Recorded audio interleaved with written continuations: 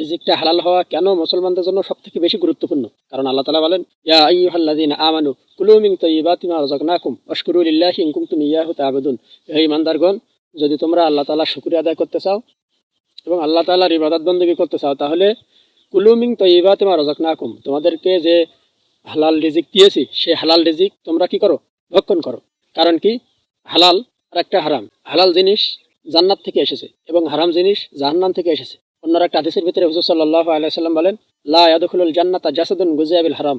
হারাম খেয়ে যে বড় হয়, যে শরীর হারাম খাদ্য দ্বারা গঠিত হয়, বড় হয়, সে কোনোদিন জান্নাতে কি করবে না? প্রবেশ করবে না। কেন? কারণ যেটাই হারাম সেটাই হলো আসলে অন্যের হক, কিন্তু অবৈধভাবে নেওয়া হয়েছে, এই কারণে হারাম। হারাম জিনিসটা কিছু আছে অন্যের হক, কিছু হারাম আছে যেগুলো সরাসরি আল্লাহর পক্ষ থেকে হারাম, মানে ওইগুলো খাওয়া যাবে না, ওইগুলা খেলে আমাদের ক্ষতি হবে। এই জন্য আল্লাহ তাআলা সেগুলোকে হারাম করে দিয়েছেন। এই এক।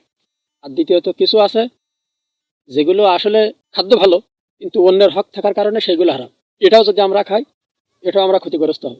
কিভাবে হব? যে অন্যের হক যখন আমি মেরে খাবো, তখন এই প্রতিদান আমার কিয়ামতের ময়দানে দেওয়া লাগবে। আর ওই সময় মানুষের যে আমল হবে, সেই আমল অনুযায়ী এ যদি জান্নাতে যেতে চায়, পারবে না। ওই অবস্থায় যদি অন্যের ঋণ ঘাড়ে থাকে, তাহলে সেই ঋণ পরিশোধ করার পরে তো প্রশ্নই আসে না জান্নাতে যাওয়ার।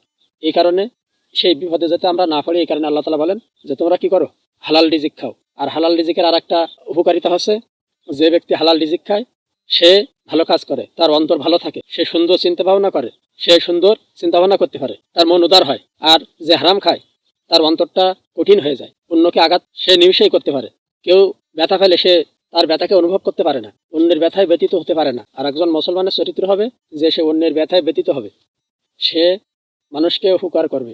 এই জন্য হালাল খাওয়া খুব প্রয়োজন, খুব না জরুরি প্রয়োজন। কারণ যে হারাম খেলো সে জাহান্নামের দিকে এগিয়ে গেল। আর এইটা আল্লাহ তাআলা কোনোভাবেই চান না যে কোনো মানুষ জাহান্নামের দিকে যাক। এই জন্য আমাদেরকে হালাল খেতেই হবে।